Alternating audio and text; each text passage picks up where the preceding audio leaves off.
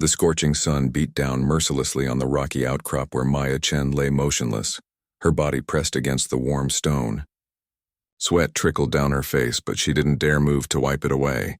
Through her rifle scope, she watched the compound below, counting the guards, memorizing their patrol patterns, and calculating wind speed from the way sand drifted across the courtyard.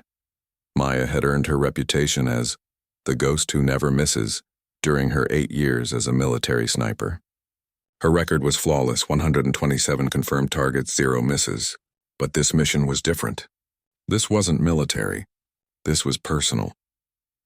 3 weeks earlier, her younger sister Lisa had been working as a journalist in this remote corner of the Middle East, investigating human trafficking rings. Lisa's last message had been urgent. She'd discovered something big, something that could expose an entire network of criminals operating in the desert borderlands. Then she vanished. The local authorities claimed they had no information. The embassy offered standard diplomatic responses. But Maya knew better. Her contacts in military intelligence had whispered about Khalil Hassan, a ruthless smuggler who controlled this stretch of desert. Hassan didn't just move contraband across borders, he moved people. Young women disappeared into his network, never to be seen again. Maya had resigned from her military position the day she learned about Lisa's disappearance. She liquidated her savings, sold everything she owned, and used her connections to acquire the equipment she needed. Her rifle was a custom Barrett M82A1, modified for extreme accuracy. Her gear included night vision scopes, wind meters, and enough ammunition to wage a small war. The compound spread across the valley like a fortress. High walls surrounded a collection of buildings with guard towers at each corner. Maya had been observing for 2 days, learning the rhythms of Hassan's operation. Supply trucks arrived every morning at dawn. Guard shifts changed every 6 hours. And in the largest building at the center of the compound, Hassan conducted his business. Through her scope, Maya could see movement in the windows of what appeared to be dormitories, shadows that might be captives. Her heart clenched at the thought that Lisa might be in one of those rooms, if she was still alive. Hassan emerged from the main building as the sun reached its peak. He was exactly as Maya had imagined, tall, well-dressed despite the desert heat, moving with the confident swagger of a man who believed himself untouchable. He spoke animatedly with 2 lieutenants, gesturing toward the northern road where dust clouds indicated approaching vehicles. Maya adjusted her scope's magnification and studied Hassan's face. Even at 800 meters, she could see his cold eyes, the way he smiled when discussing business that likely involved human suffering.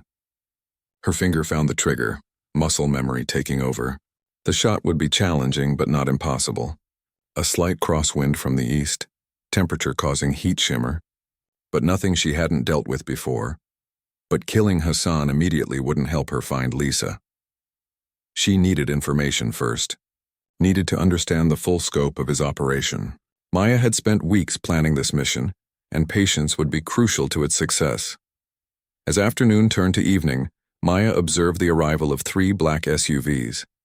Men in expensive suits emerged, clearly business associates rather than local operatives. This looked like an important meeting, possibly involving new shipments or territory negotiations. The temperature began dropping as darkness approached. Maya welcomed the cooler air, knowing it would improve her shooting conditions when the time came. She had positioned herself perfectly, high ground with clear sightlines to the compound, multiple escape routes mapped out, and a motorcycle hidden 2 kilometers away. Her satellite phone buzzed quietly. A message from Marcus, her former spotter and the only person who knew her location. Thermal imaging shows 43 heat signatures in the compound. Recommend waiting for better odds. Maya typed back quickly.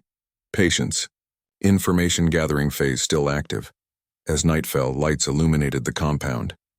Maya switched to her night vision scope and continued her surveillance. She documented vehicle license plates, photographed faces, and recorded patrol schedules in a waterproof notebook. Every detail might prove crucial later. Hassan reappeared near midnight, this time accompanied by a woman Maya didn't recognize. They walked toward the dormitory building, and Maya's blood ran cold as she realized what this might mean. She steadied her breathing, fighting the urge to take immediate action. The woman wasn't Lisa, but through her scope, Maya could see the fear in the stranger's eyes, the way she moved like someone who had given up hope. How many others were trapped in Hassan's network? How many families were searching for missing daughters, sisters, mothers? Maya had always been methodical in her military service. Each mission required careful planning, patience, and precise execution. Personal feelings had no place in professional operations. But this mission blurred every line she had drawn between duty and vengeance, between justice and revenge. Her phone buzzed again. Marcus. Satellite weather shows sandstorm approaching from the northwest. ETA 6 hours. Could provide cover for infiltration. Maya considered the possibilities. A sandstorm would ground Hassan's helicopter, limit visibility for his guards, and create chaos she could exploit. It would also make shooting more difficult, but at closer range her skills would still be decisive. She spent the remaining hours before dawn memorizing every detail of the compound's layout. Guard positions, entry points, likely locations where prisoners might be held. Hassan maintained discipline among his men through fear, which meant they might scatter when their leader was eliminated. But some would fight, and Maya needed to be ready for that possibility. As the first hints of dawn appeared on the horizon, Maya finally allowed herself to think about Lisa. Her sister had always been the idealistic one, believing journalism could change the world. Maya had chosen a more direct approach to fighting evil, but they shared the same fundamental drive for justice. The approaching sandstorm was visible now as a dark wall on the northwestern horizon. Maya checked her equipment one final time, ensuring everything was secure and ready. Soon it would be time to move from observation to action. Hassan had built his empire on the suffering of innocence, protected by isolation and corruption. But he had never faced an adversary like Maya Chen. In the desert, there was nowhere to hide from a sniper who never missed. The sandstorm struck with the fury of nature unleashed. Maya had experienced desert storms during her military deployments, but this one was particularly fierce. Wind howled across the rocky terrain, driving sand particles that stung exposed skin and reduced visibility to mere meters. Perfect conditions for what she had planned. Maya descended from her observation post as the storm intensified, moving with practiced stealth despite the chaos around her. Her tactical gear protected her from the worst of the sandstorm, and she navigated by GPS and memory toward the compound's eastern wall. The guards would be taking shelter, their attention focused inward rather than watching for external threats. The wall loomed out of the swirling sand like a phantom. Maya had studied its construction through her scope. Concrete blocks topped with razor wire designed more to keep people in than to keep attackers out. She deployed her climbing equipment, ascending the wall at a point between guard towers where the storm provided maximum concealment. Inside the compound, emergency lighting cast eerie shadows through the dust-filled air. Maya could hear Hassan's men shouting to each other over the wind, trying to secure equipment and vehicles. The storm was working in her favor, creating confusion and limiting their ability to coordinate. Maya's first objective was the communications building she had identified during her surveillance. Hassan's operation relied on satellite phones and radio equipment to coordinate with smuggling routes across the border. Cutting those communications would isolate the compound and prevent calls for reinforcement. She approached the building from the blind spot she had mapped out, avoiding the patrol routes that were now disrupted by the storm. 2 guards stood near the entrance, but they were focused on protecting themselves from flying debris rather than watching for intruders. Maya moved like a shadow, using the howling wind to mask any sound. The communications building's rear entrance was secured with a simple lock, no match for Maya's military training. Inside, banks of radio equipment hummed quietly, providing contact with the outside world. Maya placed small explosive charges at strategic points, set with timers to detonate after she completed her primary mission. When Hassan's network tried to call for help, they would find only silence. Her next target was Hassan's personal quarters in the main building.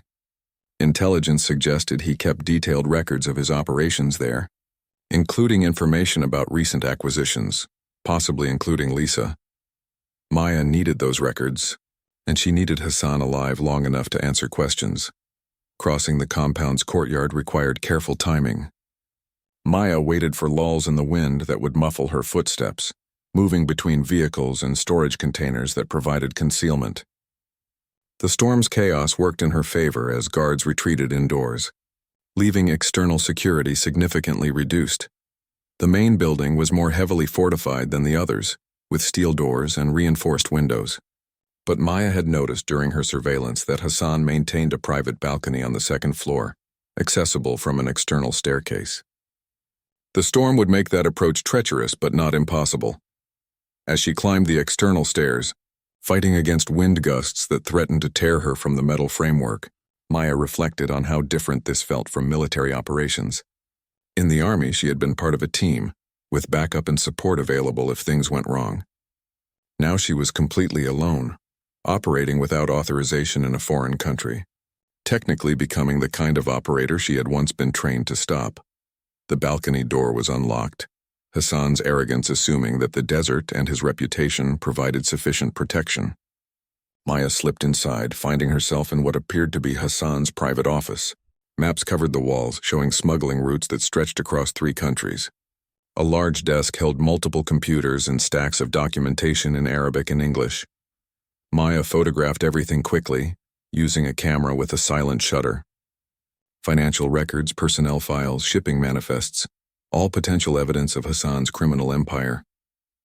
But what she needed most was information about recent acquisitions, particularly any records mentioning American journalists. A filing cabinet in the corner contained physical documents organized by date. Maya worked backward from the present, searching for anything related to Lisa's disappearance 3 weeks earlier. Her heart rate accelerated as she found a folder marked with Lisa's name and photograph. The documents told a horrifying story. Lisa had been captured while investigating a trafficking route near the border. Hassan's men had identified her as a threat to their operations and decided to make her disappear permanently. But instead of killing her immediately, Hassan had chosen to sell her to buyers in a neighboring country. The transaction was scheduled for tomorrow night. Maya felt a cold fury building in her chest, but she forced herself to remain focused. Lisa was alive, or had been as of yesterday. The documents included a location, a transfer point 50 kilometers south where Hassan would deliver his merchandise to the buyers. Maya now had a target and a timeline. Footsteps echoed in the hallway outside Hassan's office. Maya quickly closed the filing cabinet and moved to the balcony door, ready to escape if necessary. 2 men were speaking in Arabic, their voices growing closer. Through the door's frosted glass, she could see their silhouettes approaching. The sandstorm was beginning to weaken, which meant her window of opportunity was closing. Maya made a split-second decision. Rather than retreating, she would confront Hassan directly. But first, she needed to ensure he couldn't call for help. She moved to Hassan's desk and disabled his communication equipment, cutting phone lines and jamming radio frequencies.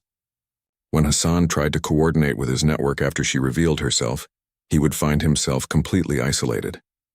Maya then positioned herself behind the door, waiting for the perfect moment to act. The door opened and Hassan entered alone. He was younger than Maya had expected from her long-range observations, perhaps 40 years old, wearing expensive Western clothing despite the harsh desert environment. He moved with the confident bearing of someone who had never faced a real threat to his power. Maya stepped out from behind the door, her pistol trained on Hassan's center mass. He froze, his hand halfway to the light switch, as he registered the presence of an armed intruder in his private sanctuary. "Khalil Hassan," Maya said quietly, her voice steady despite the adrenaline coursing through her system. "We need to talk." Hassan's eyes darted toward his desk, probably looking for a weapon or communication device. Maya anticipated the movement and shifted to block his access to the desk while maintaining her firing position. "You're American military," Hassan said in accented English, his tone more curious than frightened. "But you're not here officially. This is personal." Maya was impressed by his quick assessment of the situation, but she didn't let it show. "Lisa Chen, the journalist you captured 3 weeks ago. Where is she?" Hassan smiled, a cold expression that confirmed Maya's worst fears about his character. "Ah, the little reporter. She asked too many questions about things that didn't concern her. Bad habit for someone in her profession. Where is she now?" Maya repeated, her finger tightening slightly on the trigger. "Safe. Well fed. Being prepared for transport to buyers who appreciate American women." Hassan's smile widened as he saw Maya's reaction to his words. "But you already knew that, didn't you? You've been through my files." The communications charges Maya had placed earlier detonated, sending vibrations through the building. Hassan's expression shifted from confidence to alarm as he realized the extent of his vulnerability. "Your network just went dark," Maya informed him. "No calls for help, no coordination with your smuggling routes. It's just you and me now." Hassan's composure cracked as the reality of his situation became clear. The explosions had not only cut his communications, but also triggered emergency protocols among his guards. Maya could hear men shouting orders in the courtyard below, but their confusion worked to her advantage. Without clear leadership or communication, Hassan's organization was fragmenting. "You have no idea what you've started," Hassan said, backing slowly toward the window. "I have connections across 3 governments. People who depend on my operations. Kill me and you'll have armies hunting you." Maya kept her weapon steady, studying Hassan's body language for signs of deception or preparation for sudden movement. "I'm not here to kill you yet. First, you're going to help me get my sister back." "Your sister?" Hassan's eyes widened with what appeared to be genuine surprise. "The journalist is your family?" "Lisa Chen is my younger sister, and you're going to tell me exactly where she is and how to get her back safely." Hassan laughed, but there was no humor in the sound. "Even if I wanted to help you, it's too late." "The transfer happens tomorrow evening at the Qasr checkpoint. Once she crosses that border, she disappears into a network I don't control. You'll never find her." Maya processed this information while maintaining her tactical position. The Qasr checkpoint was a known smuggling route she had studied during her mission planning. Isolated, defended, and designed to move contraband quickly across international boundaries. A single sniper couldn't assault such a position successfully. "Then we're going to change those plans," Maya said. "You're going to contact your buyers and arrange a different meeting location. Somewhere I can intercept." "Impossible. These buyers don't negotiate. They expect delivery at the agreed time and place, or the deal collapses entirely." Maya moved closer, her weapon now inches from Hassan's chest. "Then you'd better find a way to make it possible. Because if Lisa dies, you die slowly, and I know exactly how to make that take a very long time." The door burst open behind Maya. She spun, training her weapon on the entrance while keeping Hassan in her peripheral vision. 2 of Hassan's lieutenants stood in the doorway, their own weapons drawn but hesitating as they registered the standoff. "Drop your weapons," one of them ordered in English. "You're surrounded," Maya smiled grimly. "Actually, you're surrounded. Look outside." The men glanced toward the window where smoke was beginning to rise from various buildings throughout the compound. Maya had placed additional charges during her infiltration, creating multiple diversions and compromising Hassan's defensive positions. "Your boss and I are having a private conversation about business arrangements," Maya said calmly. "I suggest you gentlemen step outside and handle the fires before they spread to the ammunition storage." Hassan nodded reluctantly to his men. "Do as she says. Secure the compound and put out those fires. This is a misunderstanding that can be resolved through negotiation." The lieutenants exchanged uncertain glances but obeyed, backing out of the room and closing the door behind them. Maya knew she had only minutes before they organized a proper assault on Hassan's office. "Smart choice," Maya said. "Now let's discuss how you're going to modify tomorrow's transaction." Hassan moved to his desk, careful to keep his hands visible. "There might be a way. The buyers have requested a preliminary inspection before finalizing payment. We could arrange for that inspection to happen at a different location." "What kind of location?" "An abandoned oil processing facility about 30 kilometers from here. Neutral ground where both parties can assess the merchandise without commitments." Maya didn't like Hassan's clinical terminology for her sister, but she forced herself to focus on the tactical possibilities. An abandoned facility would provide better opportunities for a rescue operation than the fortified checkpoint. "When would this inspection happen?" "I could arrange it for tomorrow afternoon, several hours before the scheduled transfer."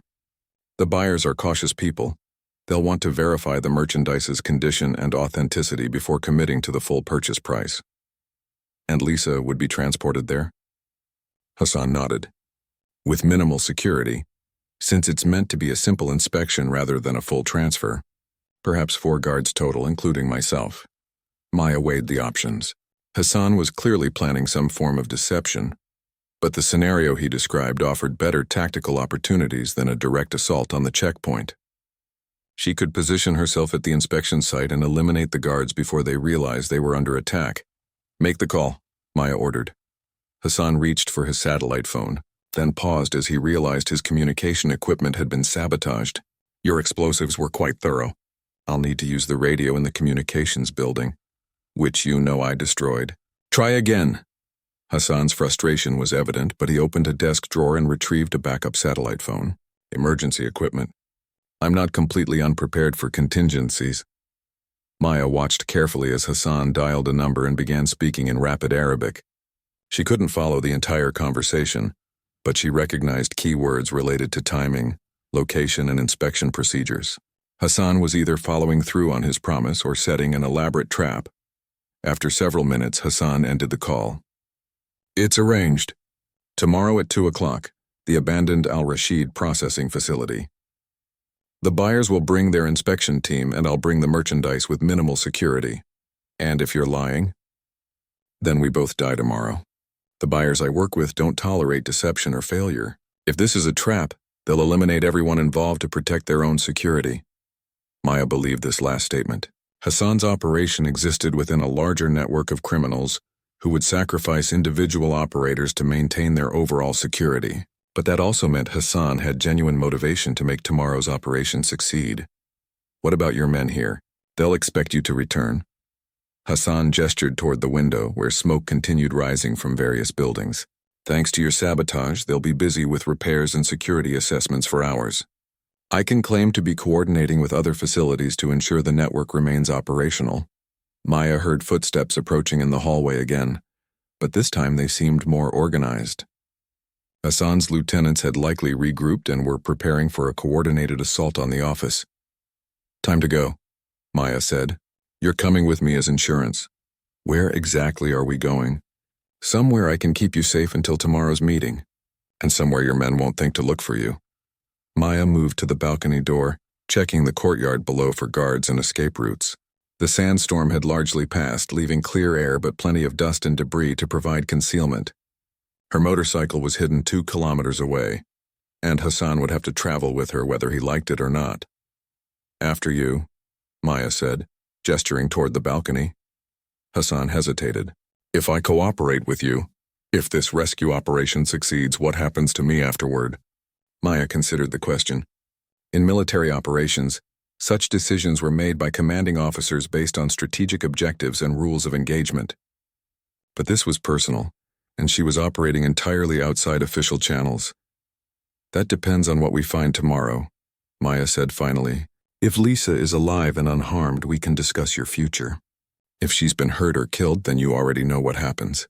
Hassan nodded slowly, apparently recognizing the logic of Maya's position. He stepped onto the balcony and they began their descent into the compound's chaos. The journey to Maya's safe house took 3 hours across treacherous desert terrain. Hassan rode behind her on the motorcycle, his hands zip-tied to prevent any attempts at escape or sabotage. Maya had chosen a route that avoided major roads and known smuggling paths, using navigation skills learned during military operations in similar environments. Their destination was an abandoned research station that Maya had discovered during her mission planning. The facility had been built decades earlier to study desert ecosystem restoration, but was later abandoned due to funding cuts. Solar panels still provided minimal power, and deep wells supplied fresh water, perfect for temporary operations. Hassan remained mostly silent during the journey, perhaps calculating his chances of survival or planning some form of deception for tomorrow's meeting. Maya didn't trust him, but she needed his cooperation to get close enough to Lisa for a successful rescue operation. As they arrived at the research station, Maya conducted a thorough security sweep of the buildings and perimeter. The isolation that made this location perfect for her purposes also made it vulnerable to surprise attacks. She needed to ensure Hassan hadn't somehow transmitted their location to his organization. Impressive choice, Hassan commented as Maya secured him in the station's main laboratory. Most people couldn't survive out here for more than a day or two. Maya was setting up her communication equipment to contact Marcus for mission updates. Most people aren't trained for desert warfare and survival operations. You're not just military. Special operations, I would guess. Sniper specialist based on your equipment and tactical approach. Maya ignored his attempts at conversation, focusing on establishing satellite communication with her support contact. Marcus had been tracking Hassan's organization through electronic surveillance, and could provide updated intelligence on tomorrow's meeting location. Her satellite phone connected after several attempts. Marcus's voice crackled through the static. Ghost Actual, this is Overwatch. Report status, package secured. Primary objective remains active for tomorrow's operation. Need full intelligence update on Al Rashid Processing Facility. Copy that. Satellite imagery shows the facility has been abandoned for approximately 18 months. Multiple buildings with good sight lines and concealment opportunities. However, thermal imaging indicates recent activity in the area. Maya frowned. Recent activity could mean Hassan's buyers were already conducting reconnaissance, or it could indicate the facility wasn't as abandoned as Hassan claimed. What kind of activity? Vehicle tracks, heat signatures consistent with human presence within the past 72 hours. Could be unrelated desert travelers, but recommend extreme caution. Understood. Any intelligence on the buyers Hassan is supposed to meet? Negative. Our surveillance of Hassan's communications was limited to local networks. These buyers appear to operate through different channels entirely. Maya ended the communication and turned to Hassan, who had been listening carefully to her conversation. Tell me about these buyers. Who are they and what do they want with American prisoners? Hassan shifted uncomfortably in his restraints. They represent clients who collect specific types of people. American women, particularly those with education or professional skills, command premium prices in certain markets. The clinical way Hassan discussed human trafficking made Maya's anger burn hotter, but she maintained professional detachment. What happens to the women after they're sold? That's not my concern. My business is acquisition and transport. What buyers do with their purchases is their own affair. Maya moved closer to Hassan, her voice dropping to a dangerous whisper. It became your concern the moment you took my sister. Now it's going to become your problem until I get her back safely. Even if tomorrow's operation succeeds, you realize you can't simply disappear with your sister? My organization has contacts throughout this region. The buyers I work with have their own security networks. You'll be hunted across 3 countries. Maya had already considered this problem. Extracting Lisa from the immediate situation was only the first phase of a complex operation. They would need new identities, secure transportation out of the region, and probably protection from law enforcement agencies that might view Maya as a terrorist rather than a rescuer. I'll worry about long-term survival after I know Lisa is safe, Maya said. Right now, I need you to tell me everything about tomorrow's meeting. Security arrangements, backup plans, what happens if things go wrong? Hassan seemed to weigh his options before responding. The buyers typically arrive with 2 vehicles and 6 men. They're professionals, not amateurs like some of my regular contacts. Military training, high-end equipment, disciplined communications protocols. Weapons? Automatic rifles, sidearms, probably some form of explosive devices for emergencies. They don't take chances with security. Maya absorbed this information while planning her tactical approach. 6 trained opponents with superior firepower would be challenging, but not impossible if she could maintain the advantages of surprise and positioning. What about the facility itself? Any special features I should know about? The Al Rashid plant has 3 main buildings connected by covered walkways. The central building houses the administrative offices where meetings typically occur. Storage warehouses on either side provide cover and concealment opportunities. Guard positions? The buyers will place sentries at the main access road and probably position Overwatch personnel on the highest buildings. Standard security protocols for this type of operation. Maya nodded, already visualizing the tactical situation. If she could position herself in one of the warehouses with clear sight lines to the administrative building, she could potentially eliminate multiple targets before they realized they were under attack. What's the signal if something goes wrong? How do you communicate with your own security during these meetings? Hassan hesitated, and Maya realized she had touched on something important. There is no signal system. These meetings are designed to be simple and straightforward. Any complications typically result in immediate withdrawal by all parties. But you have contingency plans. Of course. But they involve sacrificing the merchandise if necessary to preserve operational security. Maya felt cold fury building in her chest again. Hassan was calmly discussing plans that would result in Lisa's death if tomorrow's operation encountered any complications.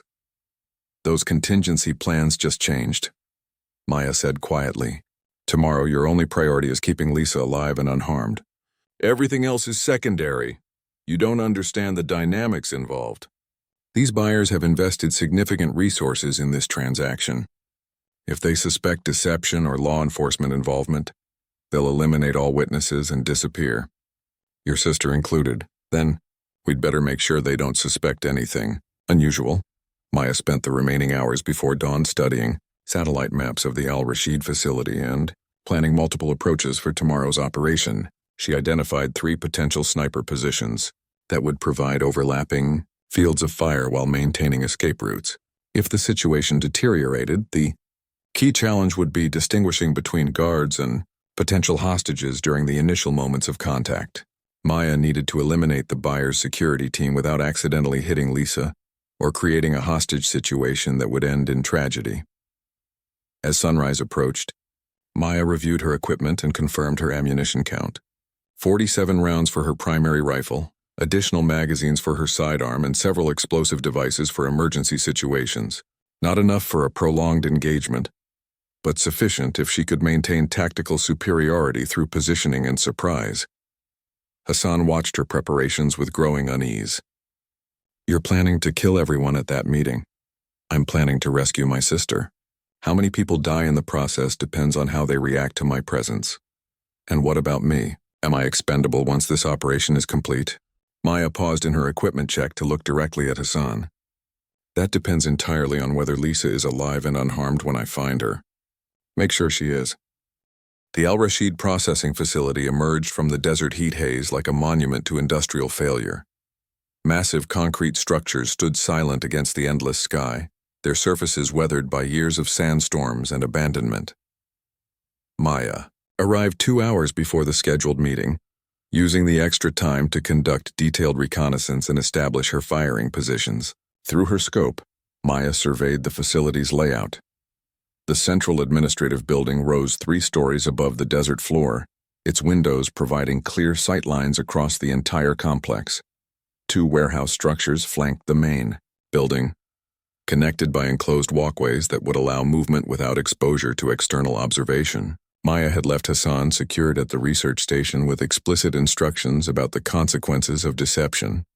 She would handle the rescue operation alone, trusting her training and experience rather than relying on Hassan's cooperation. During the critical moments when lives hung in the balance, her chosen sniper position was the roof of the eastern warehouse, accessible through an external maintenance ladder that remained structurally sound despite years of neglect. From this elevated position, Maya could observe the main access road, cover the administrative building's entrances, and maintain escape routes through the warehouse's interior. At exactly noon, dust clouds on the northern horizon announced the arrival of the first vehicles. Maya tracked their approach through her scope, counting passengers and identifying potential threats. 2 black SUVs approached in tactical formation, maintaining proper spacing to avoid vulnerability to single explosive attacks. The vehicles stopped at the facility's main gate and 6 men emerged with military precision. Maya studied their equipment and movement patterns, confirming Hassan's intelligence about their professional training. Automatic weapons, tactical, communications gear, and coordinated positioning suggested these were experienced operators rather than common criminals. The team leader gestured toward the administrative building while deploying his men to security positions. 2 guards remained with the vehicles, 2 more took overwatch positions on the warehouse roofs, and the final 2 accompanied their leader toward the main building. Standard security protocols for a high-value transaction. Maya adjusted her scope's magnification and began calculating range and wind compensation for multiple potential targets.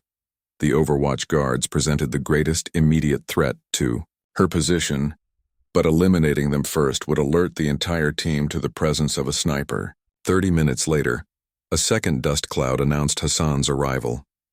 Maya was surprised to see him driving alone in a single vehicle, apparently following their agreed arrangement despite having opportunity to summon reinforcements. Either Hassan was genuinely cooperating, or he had planned something more subtle than a direct betrayal. Hassan's vehicle stopped near the administrative building's main entrance. Maya watched through her scope as he emerged and was immediately approached by 2 of the buyer's guards. Brief conversations were conducted, presumably confirming identities and verifying the scheduled transaction. Then Maya saw movement in Hassan's backseat that made her heart race. A figure emerged from the vehicle, hands bound, moving with the uncertain steps of someone who had been confined for an extended period. Even at distance, Maya recognized Lisa's distinctive posture and the way she moved her head when assessing unfamiliar surroundings. Lisa was alive. That was the first critical confirmation Maya needed. Her sister appeared physically unharmed, though obviously weakened by weeks of captivity. Maya could see bruising on Lisa's arms and face, evidence of rough handling during her imprisonment, but nothing that suggested permanent injury. The buyer's team leader approached Hassan and Lisa, conducting what appeared to be a preliminary inspection. Maya watched through her scope as the man examined Lisa like merchandise, checking her physical condition and presumably assessing her value for the planned transaction. Maya's finger found the trigger as rage built in her chest. The clinical way these criminals evaluated her sister reinforced everything Maya had learned about human trafficking networks during her military service. But she forced herself to remain patient, waiting for the optimal moment to begin her attack. The inspection lasted 15 minutes, during which the buyers appeared satisfied with their potential acquisition. Maya watched as money changed hands, apparently a deposit or good faith payment to confirm the transaction's legitimacy. Hassan and the team leader shook hands, sealing an agreement that would result in Lisa's permanent disappearance if Maya didn't act. The group moved toward the administrative building, apparently to complete paperwork and finalize transportation arrangements. This was the moment Maya had been waiting for. With all primary targets concentrated in a single location, she could eliminate multiple threats before they had opportunity to respond effectively. Maya's first target was the Overwatch guard positioned on the western warehouse roof. The man was scanning the desert approaches, watching for law enforcement or rival criminal groups, but not expecting attack from within the facility itself. The range was approximately 200 meters with minimal wind deflection. Maya controlled her breathing, steadied her position, and squeezed the trigger. The suppressed rifle made only a soft crack as the bullet found its target. The guard collapsed immediately, his weapon clattering across the warehouse roof. The second Overwatch guard was positioned on the administrative building's roof, approximately 300 meters from Maya's location. He was facing away from her, observing the main access road, completely unaware that his partner had been eliminated. Maya adjusted her scope, calculated the slight wind drift, and fired her second shot. Both Overwatch positions were now neutralized, but Maya knew she had only minutes before the remaining guards realized something was wrong. The team leader would expect regular communication checks from his sentries, and their silence would trigger immediate security protocols. Maya shifted her position slightly to target the guards stationed near the vehicles. These men presented the greatest risk for Lisa's safety, as they could potentially use her sister as a human shield if they realized the facility was under attack. The first vehicle guard was leaning against the SUV's hood, smoking a cigarette while monitoring radio communications. Maya could see his relaxed posture, the casual way he held his weapon, indicating he didn't expect trouble. The shot would be challenging due to the angle and potential ricochet from the vehicle's metal surfaces, but Maya had trained for such scenarios. She fired, and the guard dropped instantly. His partner immediately went to high alert, reaching for his radio while scanning the surrounding area for threats. But he was looking in the wrong direction, focused on external approaches rather than elevated positions within the facility. Maya's fourth shot eliminated the second vehicle guard before he could transmit a warning. 4 targets down in less than 2 minutes, with the remaining 2 guards and team leader still inside the administrative building, unaware that their security perimeter had been completely compromised. Now came the most dangerous phase of the operation. Maya needed to close distance with the building while maintaining the element of surprise. Once the remaining criminals realized they were under attack, they would likely use Lisa as leverage or simply execute her to eliminate witnesses. Maya descended from her sniper position and moved rapidly across the facility's open areas, using abandoned equipment and structural supports for concealment. Her approach route took her to the administrative building's rear entrance, away from the main areas where Hassan and the buyers were conducting their meeting. Through the building's windows, Maya could see into the main conference room where the transaction was taking place. Hassan sat at a metal table across from the buyer's team leader, with paperwork spread between them. Lisa was positioned near, the wall still bound but appearing alert and aware of her surroundings. The two remaining guards flanked the room's main entrance, their weapons ready but not actively threatening. They appeared relaxed, confident in their security arrangements, and unaware that their perimeter had been eliminated. Maya studied the room's layout through the window, identifying clear lines of fire and potential obstacles. The conference table would provide some cover for Hassan and the team leader, but Lisa's position near the wall left her exposed to crossfire if shooting began inside the room. She needed a way to separate Lisa from the immediate threat before engaging the remaining guards. Maya considered her options: create a distraction to draw the guards away from Lisa, attempt to communicate with her sister through the window, or simply assault the room and hope to eliminate all threats before anyone could harm Lisa. Maya's decision was made for her when she heard radio chatter from inside the building. The team leader was attempting to contact his Overwatch guards, and their failure to respond was clearly causing concern. Within moments, he would realize his security team had been compromised. Maya moved to the building's rear entrance, finding it secured with a simple lock that yielded quickly to her military training. She entered the building's back corridor, moving silently toward the conference room while listening to increasingly urgent radio communications. Alpha Team, report status immediately. The team leader's voice carried clearly through the building's thin walls. Something's wrong, Maya heard Hassan say. Your men should have responded by now. Shut up, the team leader snapped. Rodriguez Martinez, secure the merchandise and prepare for immediate departure. Maya heard movement in the conference room as the guards began implementing emergency procedures. She had perhaps 30 seconds before they would evacuate Lisa to one of their vehicles, making rescue exponentially more difficult. Maya reached the conference room's main entrance and assessed the tactical situation through the partially open door. The team leader was speaking rapidly into his radio while the two guards moved toward Lisa's position. Hassan remained seated at the table, his expression suggesting genuine surprise at the developing crisis. Maya had trained for room-clearing operations throughout her military career, but those exercises had always involved protecting friendly forces rather than rescuing hostages. The presence of Lisa in the target area completely changed the tactical calculations and acceptable risk levels. She needed perfect timing and absolute precision. Maya took a deep breath, steadied her weapon, and prepared to enter the room. In the next 60 seconds, she would either save her sister or lose her forever. Maya burst through the conference room door with lethal precision, her weapon trained on the nearest guard before he could react to her presence.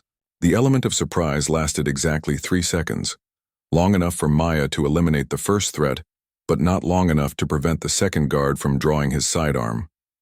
Down, everyone down, Maya shouted, dropping the first guard with a center mass shot while pivoting toward the second threat.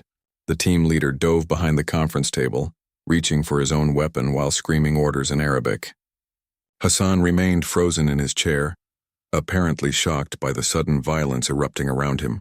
Lisa pressed herself against the wall, her bound hands making it impossible to take effective cover. Maya's second shot caught the remaining guard as he tried to use Lisa as a human shield. The bullet struck him in the shoulder, spinning him away from Lisa but not eliminating him as a threat. He fell behind a filing cabinet, wounded but still armed and dangerous. Lisa, stay down! Maya called to her sister while keeping her weapon trained on the team leader's position behind the table. Maya? Lisa's voice was weak but unmistakably relieved. How did you find me? Long story. We're leaving now. The wounded guard emerged from behind the filing cabinet, his weapon raised despite his injured arm. Maya fired twice, ending that threat permanently. But the gunfire had alerted anyone else in the facility to the ongoing battle. The team leader shouted something in Arabic, probably calling for backup or coordinating with external support. Maya realized her tactical situation was deteriorating rapidly. She had neutralized the immediate threats to Lisa, but Hassan's organization and the buyer's network would respond to the attack within minutes.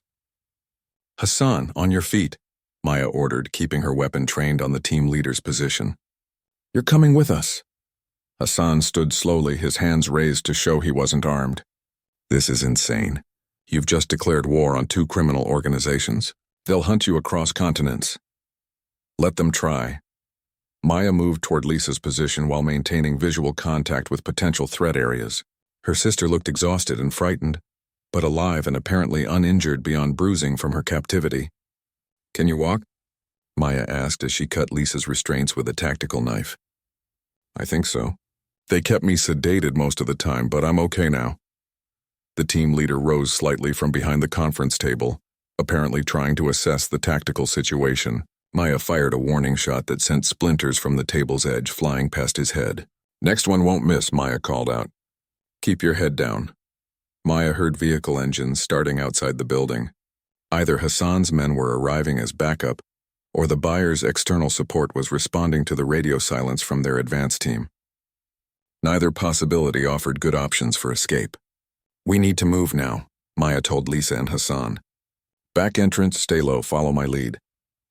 They exited the conference room in tactical formation, with Maya taking point and Hassan bringing up the rear. Lisa moved carefully but kept pace despite her weakened condition. The building's rear corridor provided concealment from external observation, but Maya knew their escape window was closing rapidly. As they reached the back entrance, Maya heard multiple vehicles arriving at the facility's main gate. Radio chatter indicated coordinated search patterns being established to locate the unknown attacker. Hassan's organization was responding with professional efficiency, suggesting they had experienced similar situations before. My motorcycle is hidden 2 kilometers northeast of here, Maya told Lisa. Can you handle that distance? I'll manage. But what about him? Lisa gestured toward Hassan. He's our insurance policy until we're safely out of this region. Maya led them out of the building and across the facility's rear courtyard, using abandoned equipment and structural supports for concealment.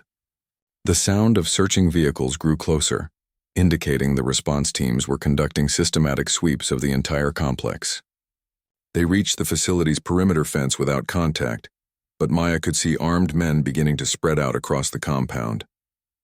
Her sniper position on the warehouse roof was being investigated by a team with climbing equipment, and vehicle-mounted spotlights were beginning to illuminate potential hiding places. Over the fence quickly, Maya whispered.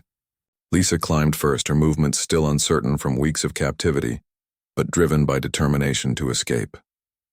Hassan followed reluctantly, clearly calculating whether cooperation or resistance offered better survival prospects. Maya went last, pausing at the top of the fence to observe the search patterns developing behind them. At least 12 armed men were now active in the facility, with more vehicles arriving from multiple directions. Hassan's network was larger and better organized than Maya had anticipated. The desert beyond the facility offered concealment, but also exposure. No cover from vehicle-mounted weapons, limited options for evasion if they were spotted, and treacherous terrain that would slow their movement toward Maya's hidden motorcycle. Stay close and keep moving, Maya instructed as they began crossing the open ground. If we're spotted, separate and meet at the motorcycle position. They had covered perhaps half the distance when spotlights from the facility began sweeping the surrounding desert. Maya realized the search teams had found evidence of her sniper positions and were now expanding their perimeter to locate escape routes. There. Hassan pointed toward a rocky outcrop that would provide temporary concealment. We can wait until they move the search elsewhere. Maya considered the suggestion but rejected it. They'll bring thermal imaging equipment and tracking dogs. Our only chance is to reach the motorcycle before they establish a wider perimeter. The spotlight swept closer to their position as they continued across the desert. Maya could hear radio communications coordinating the search, with teams being assigned specific sectors to prevent any gaps in coverage. Maya, I can't keep this pace much longer, Lisa said. Her breathing labored from the combination of physical exertion and weeks of poor treatment. We're almost there. 500 more meters. A spotlight beam passed directly over their position, lingering for several seconds before moving on. Maya held her breath, hoping the search team hadn't spotted movement in the brief illumination. Behind them, vehicle engines were starting again.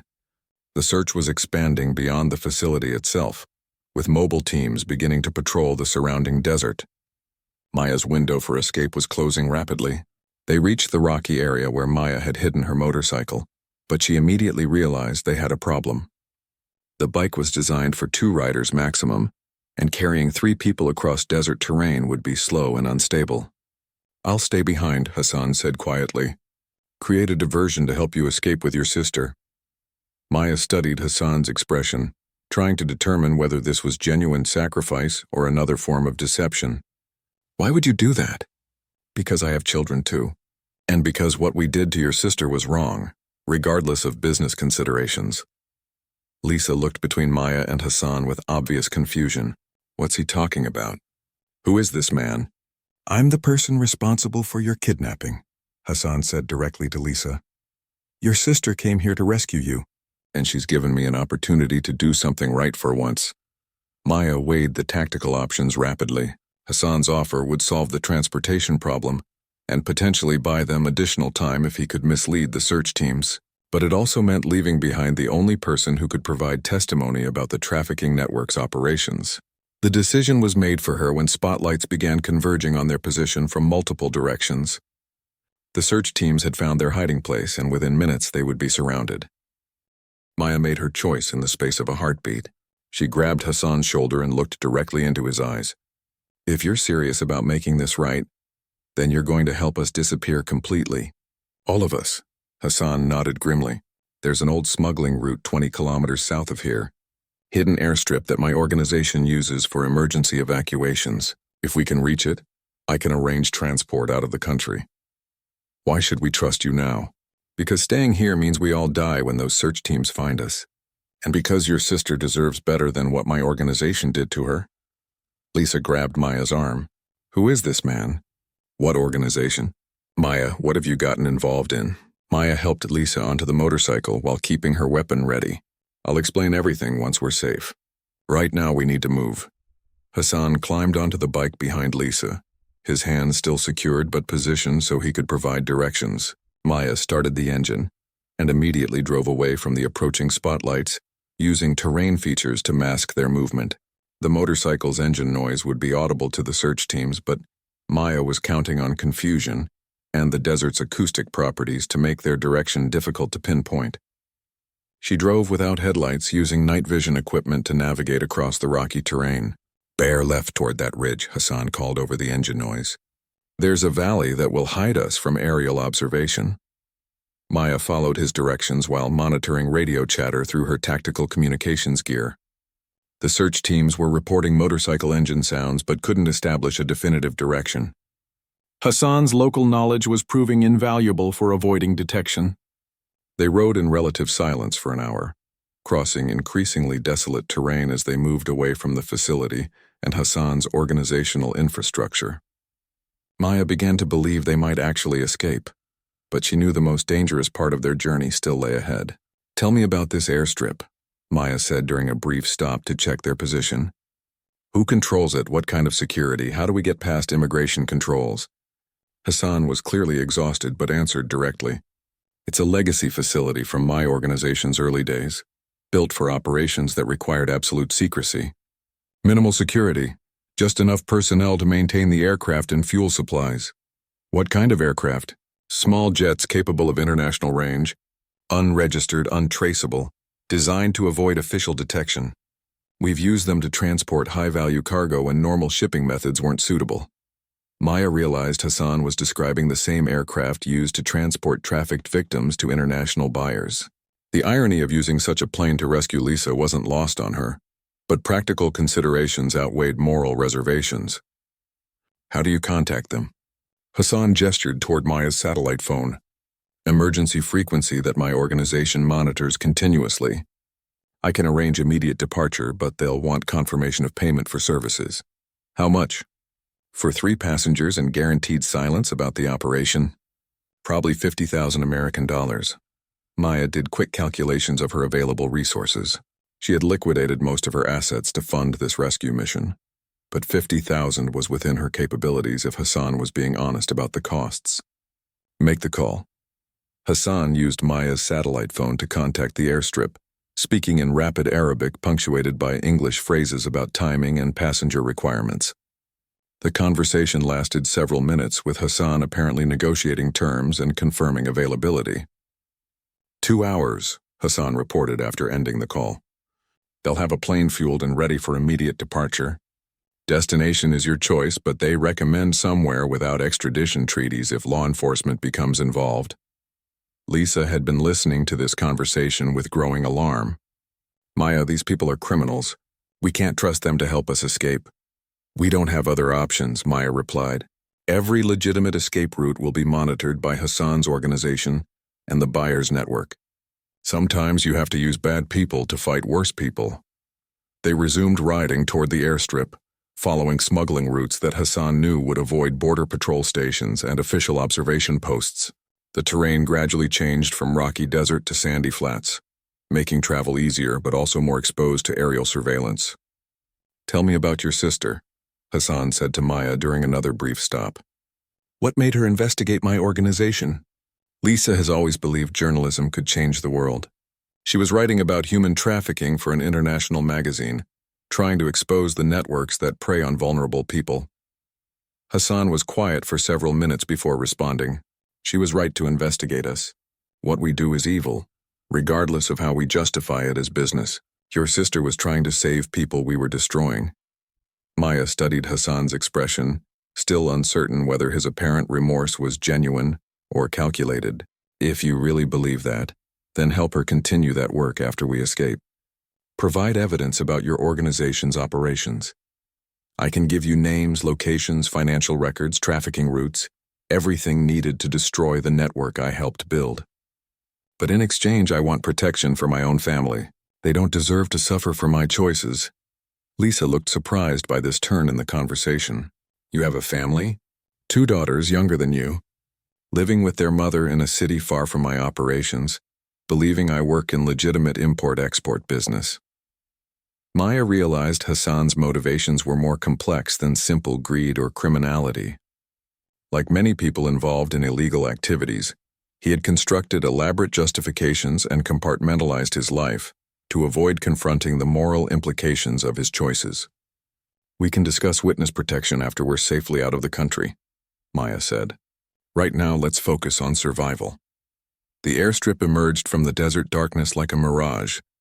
A single runway stretched across the sand, flanked by a small control building and aircraft hangar. Solar panels provided minimal lighting, and Maya could see a twin-engine jet positioned near the hangar with ground crews making final preparations. Hassan had kept his word about the arrangements, but Maya remained alert for potential deception or last-minute betrayal. Criminal organizations were notorious for eliminating witnesses and loose ends, even when they had agreed to provide assistance. They approached the airstrip cautiously, with Maya maintaining overwatch while Hassan and Lisa walked toward the control building. 2 men emerged to greet them, both armed but not openly threatening. Money changed hands and brief conversations were conducted to confirm passenger manifest and destination preferences. "Where do you want to go?" Hassan asked Maya as they approached the aircraft. Maya considered their options. Somewhere beyond the reach of Hassan's organization and the international trafficking network, with decent medical facilities for Lisa's recovery and legal systems that might be sympathetic to their situation. "Australia," Maya decided. "Perth. Small enough to avoid attention, far enough to discourage pursuit." The pilot nodded and began filing a flight plan for fuel stops and border crossings. Within 30 minutes, they were airborne and climbing away from the desert that had nearly become their grave. As the lights of the facility where this had all begun disappeared below them, Lisa finally asked the question that had been building throughout their escape. "Maya, what happens to us now? How do we go back to normal life after something like this?" Maya looked out at the star-filled sky and considered her answer. They had money for new identities, Hassan's promise of evidence to destroy the trafficking network and each other. It wasn't the life either of them had planned, but it was life nonetheless. "We don't go back," Maya said finally. "We go forward. And we make sure what happened to you never happens to anyone else's sister." Hassan looked up from the documents he was preparing. Financial records, organizational charts, trafficking route maps, everything needed to tear down the network he had helped create. "Your sister was right," he said quietly. "Journalism can change the world, especially when it's backed by people willing to fight for justice." Maya smiled for the first time in weeks as she watched Lisa begin taking notes for the story that would expose an entire criminal empire. Some missions ended with military victory. Others ended with something more important: the truth.